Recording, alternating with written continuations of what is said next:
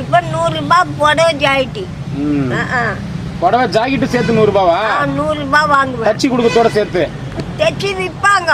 தச்சு புடவை தச்சு ஜாக்கெட் தச்சு 100 ரூபாய் தான். ஐயா அவங்களா தைக்கிறாங்க.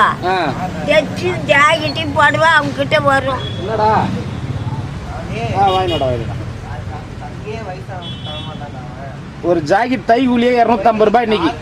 200 ரூபாய் 250 ரூபாய். உன் கணக்கு எனக்கு வேணாம்.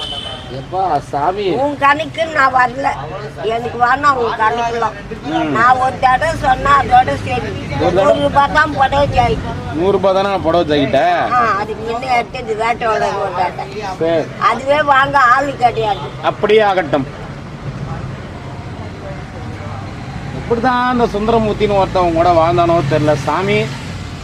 என்னால யோசிச்சு பாக்குறேன் அந்த ஆள் நிலைமைய. வச்சிருப்ப போலகுது செம்மடியாச்சு. அவனுக்கு எனக்கு பேச்சுவார்த்தை